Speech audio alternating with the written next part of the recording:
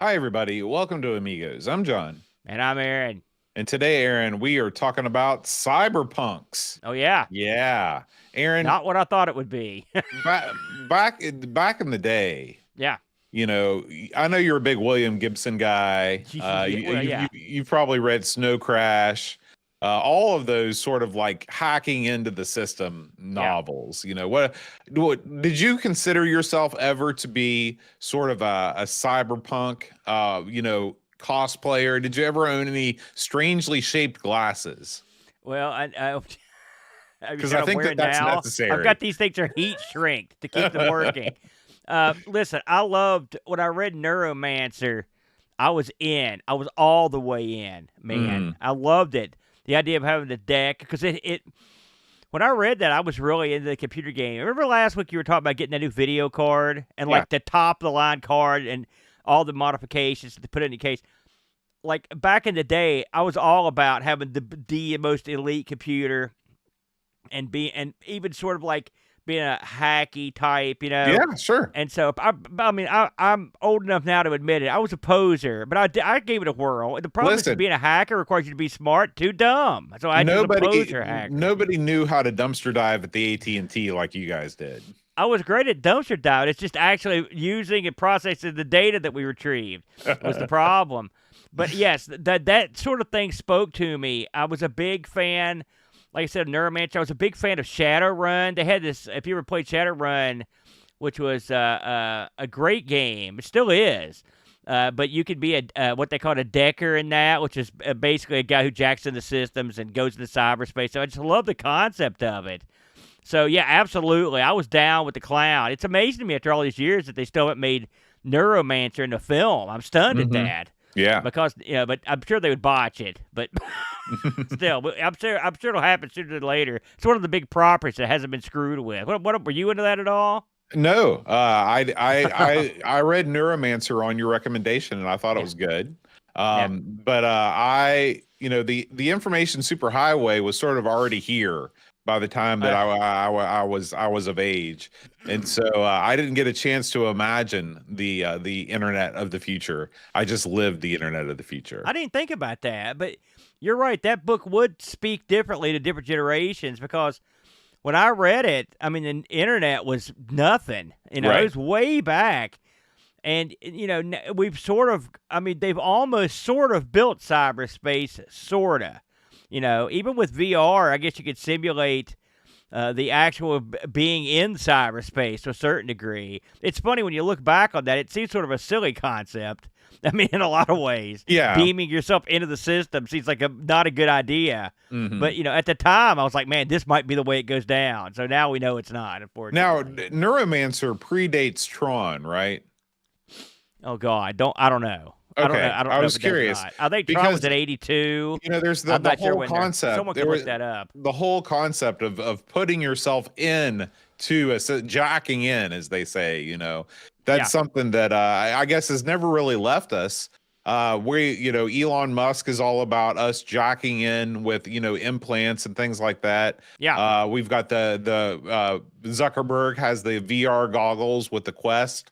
So people are still on a quest, no pun intended, to sort of leave our consciousness and jack themselves into some sort of cyber reality. Do you find yourself wanting to escape reality and go into a world like that? Well, I mean, when you say it that way, I never look at it that way. Like Okay. I like reality, but I Hmm. think you could have both, right? I Yeah. don't have to like escape this reality to go somewhere cool. But with all that said, and I thought maybe VR would be this, but VR it started and stopped so many times. You know what I mean? Hmm. Yeah. So I'm not sure where we're at on VR. In terms of augmentation with machinery and data jacks and whatnot. I mean, we're there, which that was something that was also you talked about in there. It's funny in the game Shadowrun, the more augmentation you had on your character, the less he'll every time you added a part to yourself or changed part of your flesh out for something that was mechanical, you lost a little bit of humanity. And Hmm. I thought that was a pretty good system because I think that's sort of the way it possibly could go. I The think more so too. cybered up you get, the less human you are in a way. Right. But I mean, with that said, would I like exchange parts of me for like cyber enhanced parts of me? Probably, if I could get it. You know, the problem is I'm cheap, and so I'm not sure I want to go to Big Lots or the Dollar Tree for my implanted cyber You're eyes. gonna wake up in a Mexican bathtub with ice in it. That's what's going to happen. That's right. Then you're gonna have some sort of a Captain Hook hand, and they're gonna say, there you go, Cyberman." I think the way it goes with cyber parts is for certain parts, like your eye, like for example, let's say I needed to get like a cyber pelvis or something. You paid top dollar for that. You don't want to botch in that job. No. But when you need like, I don't know, a cyber foot, that's when you cheap out. That's when the blue light special comes on, you know, and you go that route. So I would be a hodgepodge of parts. Would you ever get that stuff done to you? Yeah, absolutely. You know, I've got jacked up feet, so I would definitely appreciate some normal feet that were made correctly, so I could, you know, walk and run without a lot of pain. So I look forward to a cyber implant future that doesn't necessarily include the brain. You know, jacking in through the brain. I feel uncomfortable with the reality of people just kind of signing off and spending all their time. Well, even in Trek, you know, they have holodeck addiction is something that people is a diagnosis that people have in the world of Trek. And I'm sure it would be something that people would have here. People are already addicted to being online here. So I just hope that by the end of our lives, kids will still enjoy going outside, touching grass, as they say, and not staying in playing so many video games like Cyberpunks.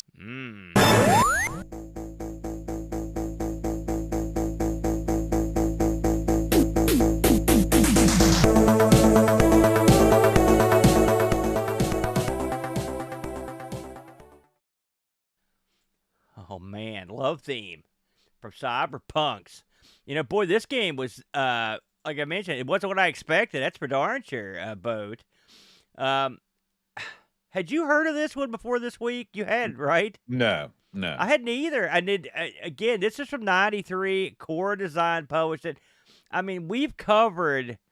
I thought we'd covered everything Core Design ever done on this show. We've been covering this stuff. It seems like a million times a year. They've got a lot of games. Yeah. Yeah, they do.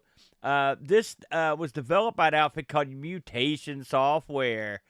Mutation Software was the baby, I believe, of a fellow named Adrian Robert Cummings. He worked on such hits, and this guy's still working, by the way. He worked on Bug Bash, Castle of Kingdoms, and the sequel. He worked on Bug Bash 2. He remember that game Dungeonette? That was one he worked on that. Okay. He worked on a modern interpretation of Raid over Moscow. He also did Tin Toy Adventure, Tommy Guns. This guy's he's out and about, brother. And he also did the music in this game, if you can believe it. The other coder that was with him when this was Rob Northern. This guy had a pretty good. He only has 2 credits, but they're pretty good. Wizard, Liz, and Walker. Yeah. So you had sort of a couple studs were involved in this one. This was an OCS ECS joint, a 1-discer boat, if you could believe that, and was I think a pretty interesting concept. In what would you call this? A squad-based action shooter? Is that where we would go? Yeah, I think squad-based action shooter is a perfect description. Hey, thank you. It only took 10 years. I'm finally figuring it out, Boat. So, did you look at the documentation on this one, perchance? I did not. What? Tell me. Is there an in-depth backstory here that I missed out on? There's always an in-depth backstory. By the way, it's funny. The fellow that you know, they always have a guy that copies the documentation out like Lemon. This game, all caps. Easy to read. Here's the introduction as it was in the manual.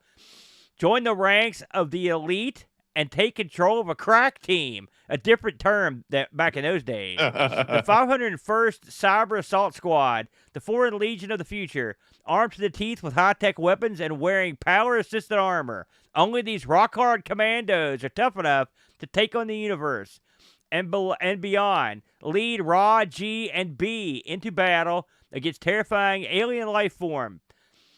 time is running out, the dropship is ready to roll, and you are about to board an express elevator to hell. Oh my Going gosh. down.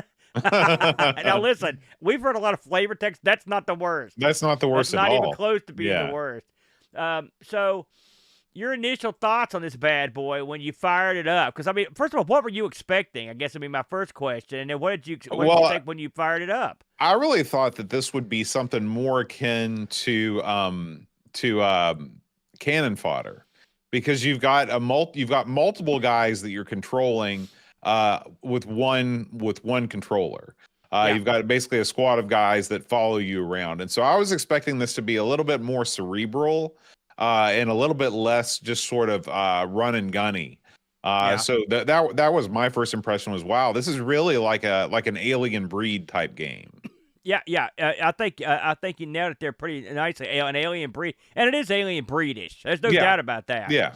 So just to kind of give you an idea of what this game is, you control the 3 rock hard commandos, Raw, G, and B. Okay, they're 3. I guess they're the Cyberpunks, and this is a mission-based action shooter where you have to go down into some sort of planet or a building. They lower you down in a ship. They land. They take off.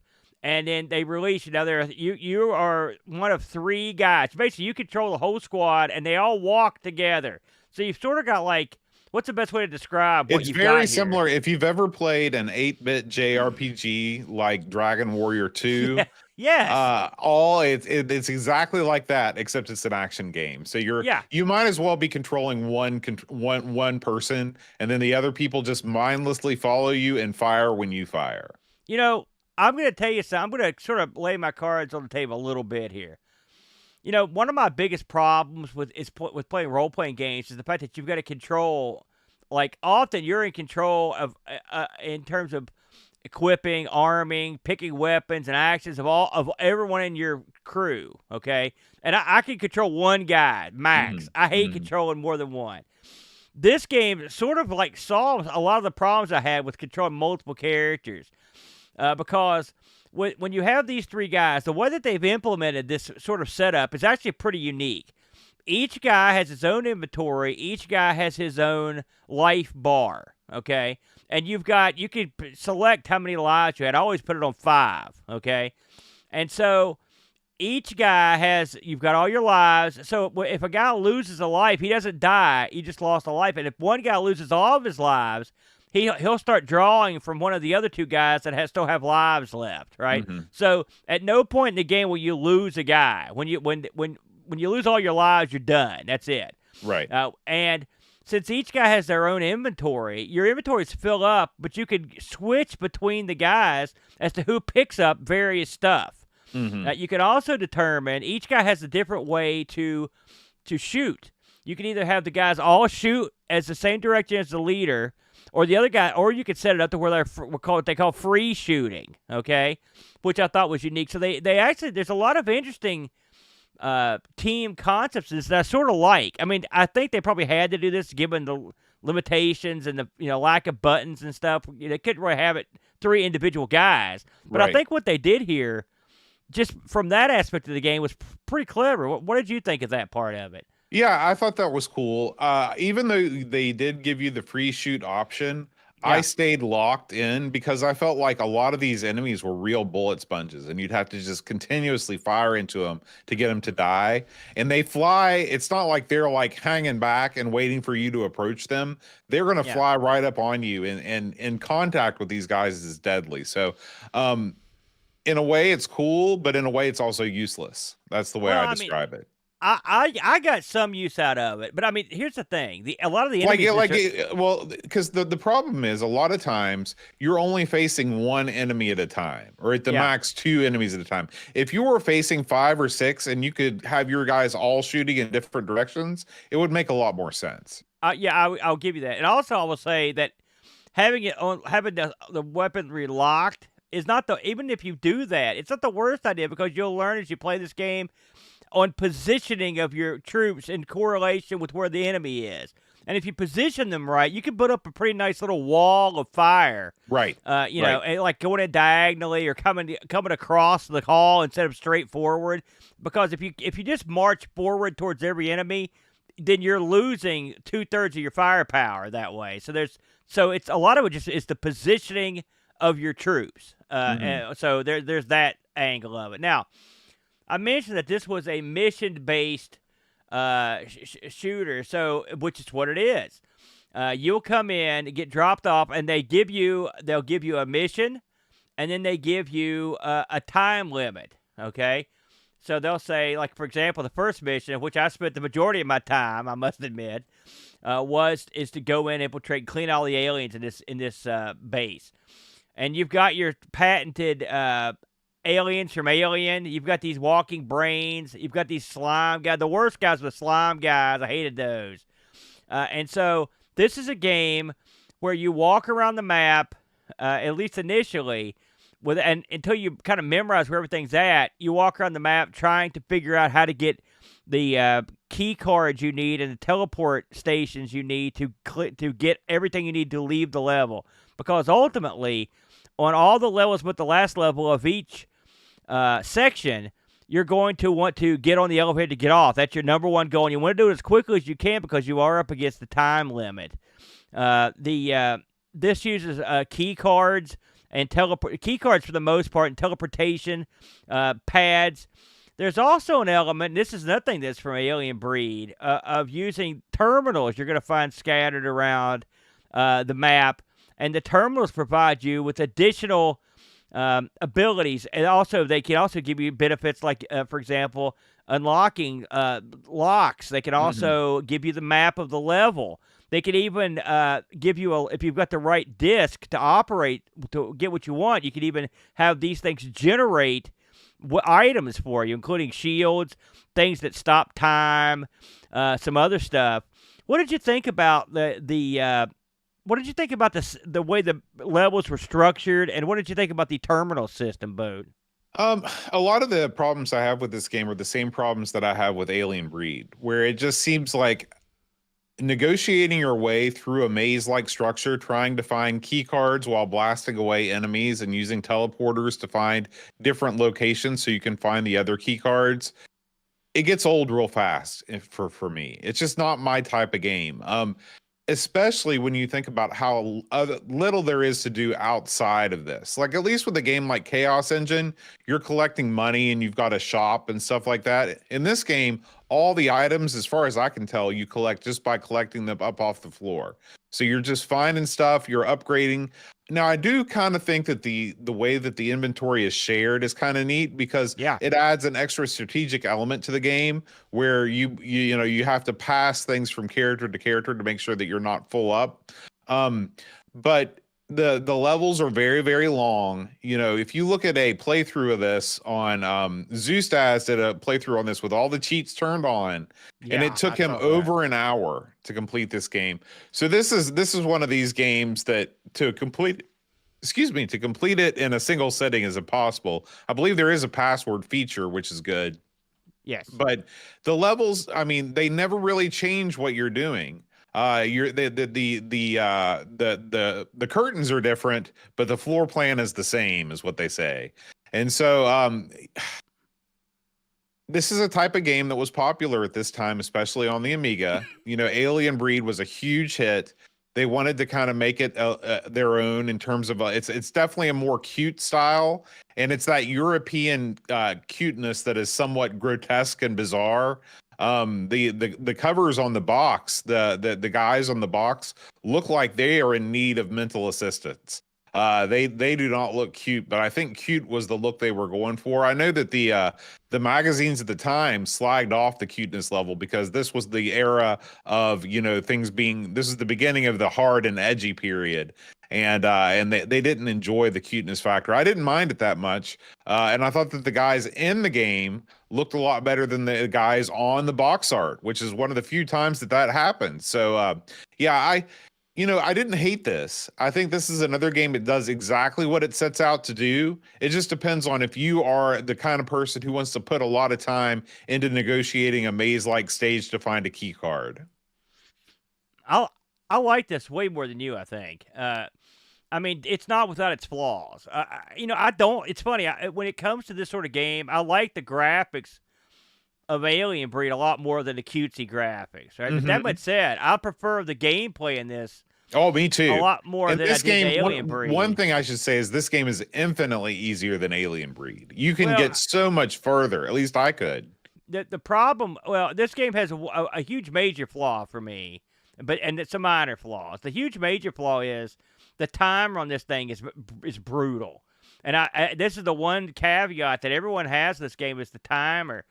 It's relentless, and because I mean I was cruising through. It took me forever to get to the last level, the last screen of the first level where you fight the giant brain guy. And I mean, I by the time I got there, which this is the way it would have been, obviously, you have to sort of memorize the levels. I mean, effectively, and to get there. I mean, I had a cheat on. I could have turned off the timer, but if you turn off the timer, this game isn't that hard with the timer. Like the timer is what always got me. It was never the bad guys, at least in the first level. And I didn't get very far in the second level to really have much to say about it. I mean, when I say the second mission, I should say. But I liked the computer parts of this better. I thought the game was less confusing. This because one of the things you could get on the computer was a blueprint that would show you the entire map. And so once you did that, in fact, I even used the phone to take a picture of that a couple times just so I can make sure. It's a modern convenience on an Amiga game, Right. But I did do that bit of cheating, but the inventory I've used. I used this. I used my this type of joystick here that had all the extra buttons, and so this implements instead of having to hit the keyboard for all these switches and stuff. The WHD load people took care of that for me. So one of the advantages of playing a game in 2025 is that you get all the buttons on there. You don't have to keep reaching over and hitting a bunch of stuff on the keyboard, which goes a long way. Mm-hmm. So that helped a lot. Some of the problems I had with it, though, were because each guy can get upgraded guns, which is great. It helps a lot when you get different guns. But the firing arc, where you thought you'd be slaughtering stuff, it would a lot of times just go through it. Yeah. Like, it wouldn't even be hitting it. And I'm always like, how is this not hitting it? I've got 3 guys shooting mega guns at this thing. So the hit detection, I guess, or the firing arc or whatnot was odd. And that was a bummer. I didn't like that aspect of the game. I mean, it is a game where you're going to have to go through, and even with the built-in maps, you're going to have to go through and try to, explore the levels. I thought the creatures were stupid. I mean, Alien Breed, the creatures were stupid, but there were a lot of them, and they sort of like came at you. The creatures in this game just sort of meander around like idiots for the most part. On at least in the first mission, and what I played of the second mission, and I watched the other mission. This is me playing, by the way, so prepare to see failure. So the time limit was the big problem I had with this. I think they really have a lot of neat concepts here. I like the idea of going to the computers and having them generate stuff for you. You can get shields. Like you can see right now, I've got this fire bot that's tailing me that shoots stuff. That's cool. Yeah. The teleport pads and stuff are cool. There's a lot of panache in this game. Like, for example, when you're in the elevator, we're seeing it right now, the guys are looking insane. But, I mean, it's cool. I like that kind of stuff. It's got good tunes. This dude, the guy that did the game, not only is he a pretty darn good programmer, Adrian Robert Combs, the guy could put out a pretty good tune. Yeah, I like the music. I thought the music was good. Yeah, so I guess my biggest problem with this was, is it more playable than the Alien Breed games? For me, it was. Is it more? Does it grab me more than Alien? I mean, the last time I played Alien Breed, I enjoyed it more than I ever have. And because I sat down and really tried to concentrate on what I was doing. This game is like a lighter fare version of that, which is okay with me. And so I enjoyed it. The characters are wacky. It's odd to me. One of the things I couldn't do, and I tried, I was like, man, can we swap the order? No, I don't think you can. Which you can't. I know, but I thought that was kind of a strange. That's kind of weird. I guess that guy's the commander, and that's just the way it is. Right. So that was, but I mean, they kept it. It's a fairly simple game, has more depth than you would normally guess. I guess that's the best way to put it. It's definitely one I would play with the WHD load, the newest one. How did you play this? Did you use the keyboard for the shortcut? No, I used a 6-button pad just like you have. So Yeah, but you do get, like I said, you get a bunch of different weapons in here. You're going to get stuff like, for example, you can get these little things that'll let you skip past the force fields. Something else that they do is, so when you use the computers, you have to have discs different colored discs do different things on the computers. And so, for example, if you want to look at the blueprint for the whole building, you've got to have the correct disc. Sometimes the computer disc will be right beside the computer, but sometimes you just sort of have to have them on you, Right. And if you've got like a bunch of these discs, you get a bunch of options, which is cool. So I like that. That stuff, that's kind of a neat aspect though. It's one of the rare games where the collectibles do stuff. Like I think everything you get does something. That's true. Could you see yourself getting into this at all? I mean, if you gave it another whirl.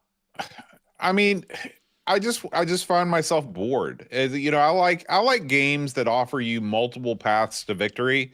And this game only has one path to victory, and that's do exactly what you have to do to get through the level, which is just below, destroying the monsters is not I think that, no. I'm trying to think of a positive way to say this, and I just can't. It's just, you're doing the same thing over and over and over again in a genre that I don't enjoy. I think the graphics are fine. I think the sound is fine. I think the monster design, I think it's better than Alien Breed. At least you're not dealing with just a bunch of aliens that look like aliens,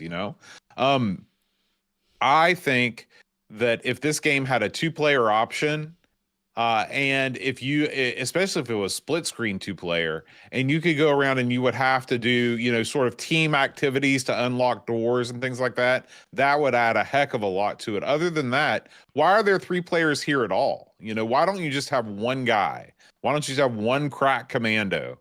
I just don't get that aspect of the game. And to me, that calls the whole thing into question. Well, the three guys, I actually like that.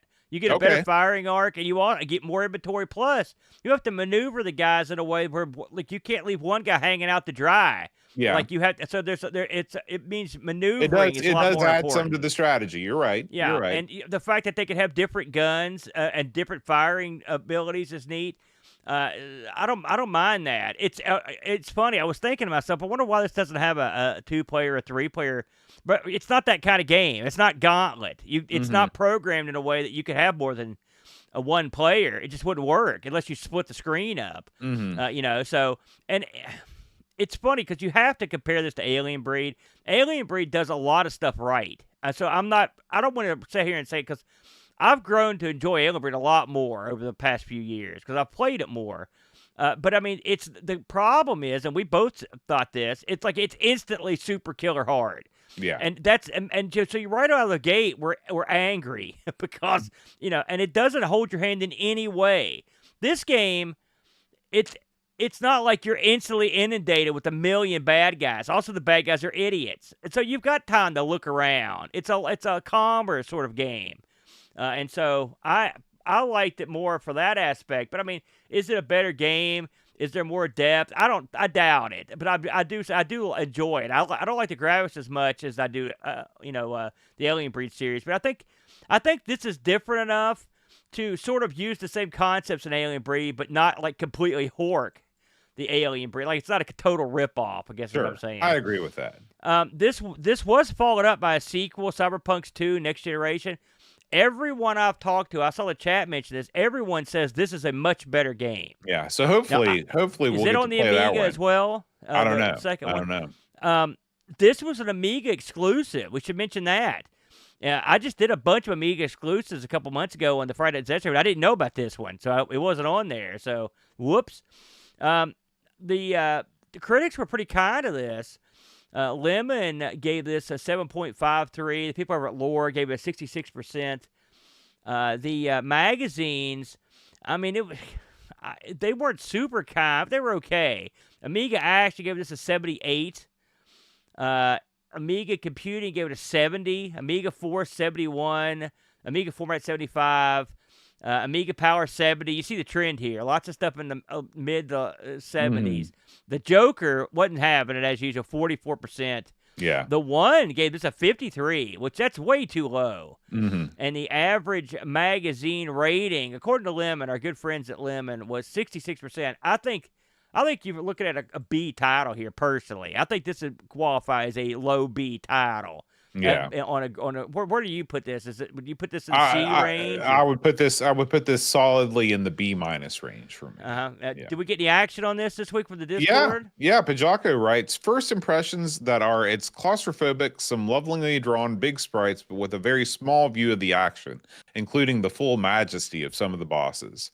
You will run into enemies before you see them. You can't run away because your squad acts like a snake, so they just follow your path and take damage. The squad live system is redundant as the game will end when any member loses all lives. The inventory system was a chore, great concept, just not well implemented. Red alerts render the keycard color system unusable. Cyberpunks has all the ingredients of a great game, but sadly it isn't fully cooked. A lot of backtracking for keys and doors with sporadic enemies, but with some cool boss fights.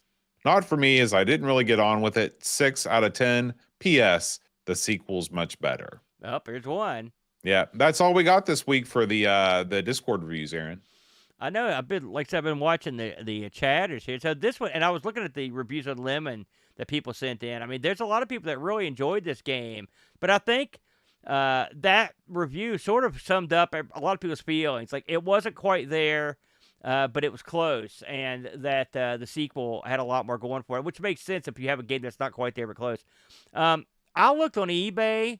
And believe it or not, I couldn't find anyone that was selling this, but I did see someone who posted an eBay picture in the Discord, and the price was like $163 or some ludicrous number. So I guess when it comes to picking this thing up, your mileage will vary. But I mean, having not played the sequel, I can't sit here and say you should pick this up, or maybe you should just pick that up. I don't know. But I mean, chances are you can get either one for free. So I definitely think this is worth trying and experience it for yourself. If you like the Alien Breed, you might really, really enjoy this. Or if you like games with little squads, I think there's enough here to merit a look, don't you? I do. I think so. Hello, I'm British Jones, and I am here to talk to you about RetroRewind.com. Mr. Jones, it's .ca. Oh, for fuck's sake, you put .com right here on the bloody cue cards. Do you like to tinker? Get the old tip wet with solder? Maybe just sketch or doodle. Retro Rewind has an expert team ready to fix all of your creative mistakes. Frank and his team just love how you've learned to fix surface mount components by burning a hole in your A4000 board. So if you've got a priceless treasure you've hacked to pieces because you thought you were Adrian, get it fixed right at RetroRewind.com. It's .ca. Did you just flip me off? Yeah. Amiga News. Oh, yeah. All right, Aaron. We've waited for years and years and years, and it's finally here. We have among us the A1200 Maxi. Aaron, this thing is it's not a full, I don't think it's a full size A1200, but it does have a full size keyboard. It also comes with a controller. It's from Limited Run Games, the same company that brought us the A500 Mini. Full nostalgia and a great price. This thing is going for $185 or somewhere in that ballpark. $189. Aaron, tell me your thoughts. Well, so we all knew this day would come, all right, and it came. The truth of the matter is, I was expecting a $200 price range on this. I'll be honest with you, and we didn't get the $200 price range. We came close. So is this a must buy? Let me ask you, just so at $189, you're pretty happy with that price? Yeah, absolutely. Because for $189, not only do you get the system, you also get a tank mouse and a CD32 style controller. Right. You get and there's 25 games. We know some 25 of the games, Yeah. including your buddy's games are on here. That's Made right. Steel Sky. Tony's games are on here, plus Defender of the Crown 1 and 2, the Right. Turrican trilogy. I mean, they've done their homework. They know which games people want. Settlers 2 is also on here. So you've got a pretty good allotment of games. You know, the fact that they've got a couple Cinemaware games in here makes me wonder maybe we'll get some more. I mean, listen, you put Wings on here, for example, maybe TV Sports Basketball. You know, maybe you probably won't get Three Stooges, but you know what I mean. Get Well, some you're of those the only big one that Cinemaware likes Three titles. Stooges, so that's Well, that's not. Hey, listen, they got the Defender of the Crowd 2 on here, so trust me, Three Stooges looking pretty good. But it's got a workbench that they mentioned that you can bring it up complete with workbench.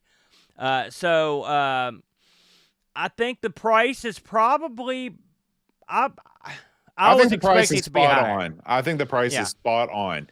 I don't think it's unfair at all. I don't have a need for one of these because I have a Mister. But Yeah. if I did not have a Mister and I was looking, like, if this would have come out the same year that we started the podcast, I would have been in heaven.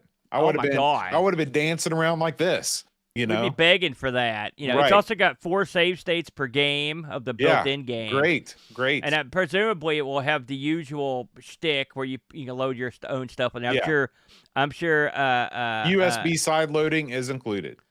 Yeah. So I'm sure Amiga Mini is Amiga Jimmy, Amy Jimmy is cranking it up for this one and to put something on here. In fact, I would not be terribly surprised if he wasn't involved in some of the because he worked with those guys.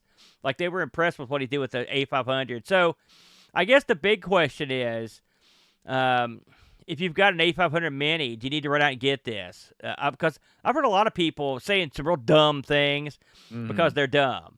I don't suspect this is going to be any more powerful than the. I mean, this may have the exact same board that the A500 Mini had. Sure. So what you're getting here is you're getting the keyboard, and you are getting those. Like that Settlers game. I mean, you're getting something. Don't get me wrong, but I'm saying if you have an A500, you're getting a keyboard that has real Amiga keys on it. Yeah. So you don't have to deal with, what did I map delete to, or what did I map home to? All of that stuff goes away as well, which is handy. The fact that they're putting the Turricans on here and Settlers, I mean, those are fan favorites. So I think they're going to make a lot of money on this. I think they're going to sell a lot of these. And this is a great way for someone who doesn't. I mean, listen, let's face facts. I mean, we're beating the same old drum. These Amigas aren't getting any younger.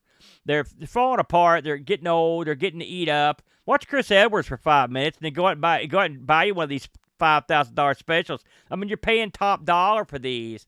So if you can get a pretty darn good facsimile for $189, I think that's a sweet deal. I will say I do have one of these controllers. It's awesome, and I've got one of the mice. They're good. So I mean, luckily we've already vetted some of this stuff. We know at the bare minimum, if it has the same board in it that the A500 has, it's a great board. It plays a ton of stuff. You can play PlayStation stuff on it, so it's plenty fast, and plenty expandable. Given someone knows what they're doing. So, I mean, it's a winner. I salute these guys for getting this out of here with a price that's not god-awful. I agree. I want to see what kind of action the keyboard, the Amiga, the A1200 keyboard isn't the best. It's not the worst, but it's not the best. So, it'd be nice if I'm not asking for a mechanical keyboard, but if the keyboard doesn't completely suck, that'd be great. Right. That'd be a great way to go. But I think you've got everything else wrapped up. Am I going to buy one of these? Probably not, because I've got the 500 Mini, and if I wanted to, I just hook a keyboard to it, and it'd be good to go. And I've got a 1200. If I didn't have a 1200, I would buy one right out of the gate. There's no question about it. So they're going to sell a ton of these things. Pre-orders open in November, and the thing's going to start shipping in June. So you got lots of time to think it over if you want to plunk down money now. I would like, I'm looking at this. I'm like, do I want this or the Intellivision or neither? I don't need neither, but I sort of want both, and I can't get both. You know what I Well, mean? I am much more likely to get an Intellivision because I have all the Amigas that I need, and the Amiga with the Intellivision, you get the controller with the overlays. Yeah. That to me, that's the Two wireless controllers, Yeah, no I relays. mean, That's a sweet deal. It's not going to be too much longer before you and me are sitting down in my basement playing on one of those things, man. I will say before we close on this, the one thing that makes me happy about this is that there are legions of people out there that didn't want to dip their toe into the pool of Amiga because of the complexities and whatnot. And this would be a nice entry point for someone to get back into the Amiga, like on their terms. Yeah. Simple. If they just want to play games, it's there. It'll be interesting to see what kind of workbench implementation they've got, you know? Mm-hmm. But I mean, if they do it like Amy Jimmy did it on the A500, stacked, great, worked great. I never had any problem with it at all.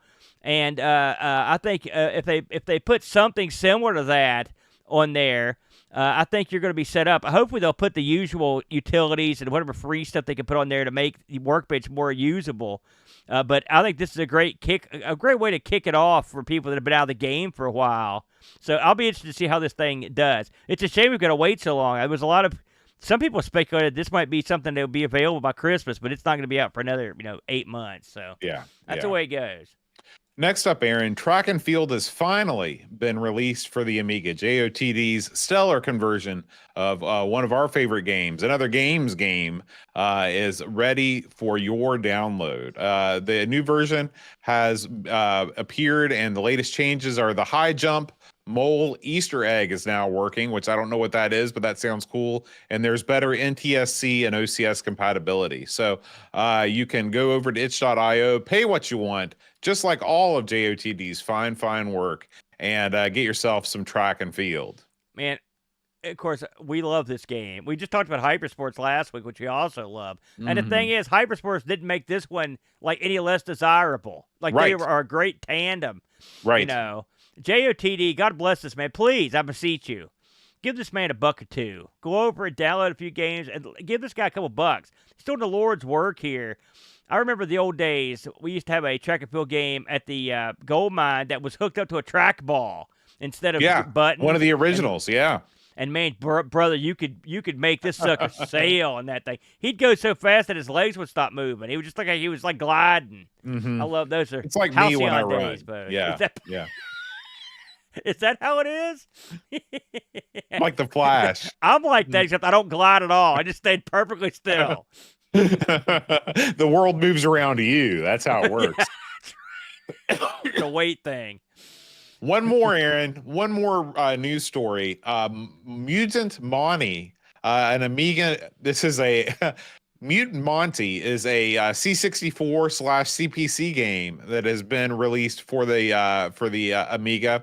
I don't know that this is a Monty. At first, I thought this was a Monty Mole game, but I think this is another use of the word Monty. Monty, of course, is often used in British English in most sentences.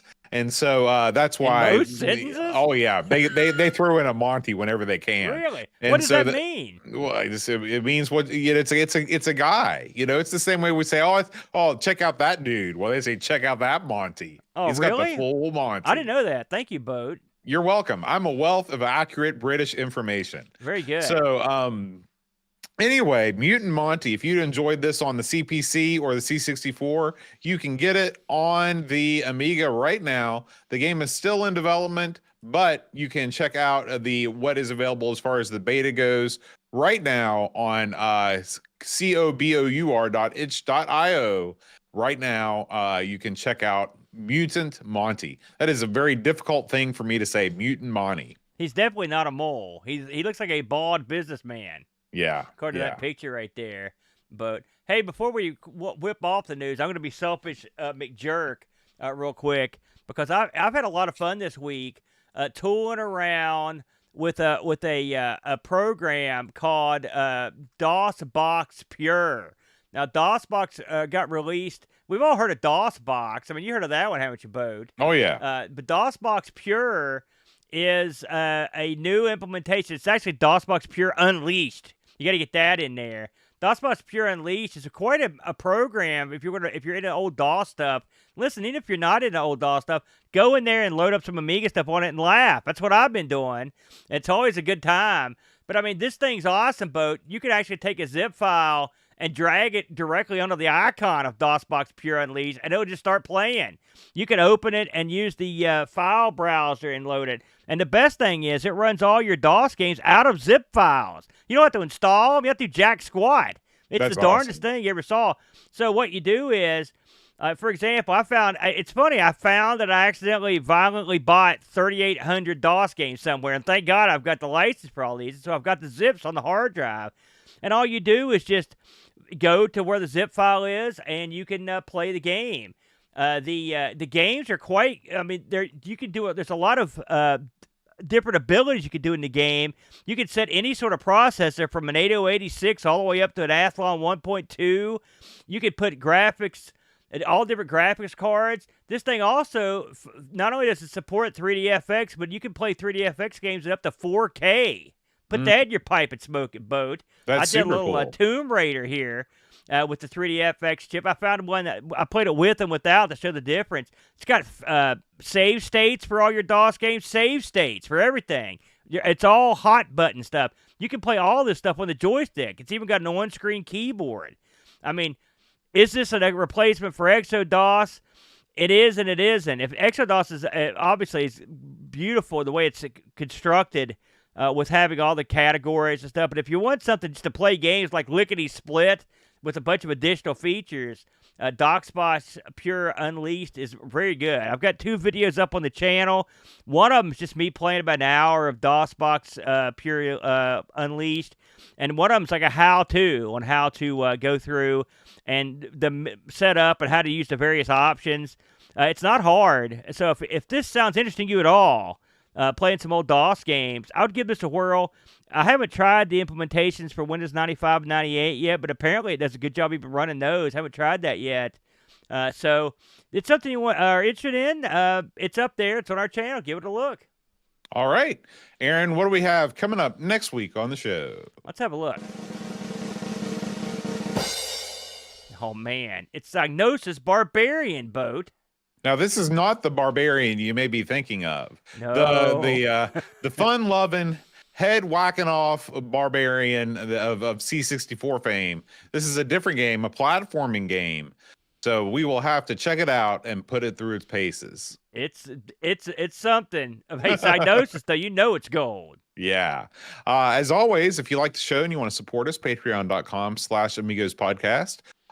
You get access to our Discord server, you get a magnet and a Christmas card at the end of the year, and you get our undying love. All right, guys, we will see you next week. And until then, adios. Adios. Amigos is made possible by contributions from listeners like you. Patreon supporters help choose the games we play, receive exclusive magnets, and get access to the Amigos Retro Gaming Discord server. Visit patreon.com/Amigos podcast if you'd like to support the show and join our community.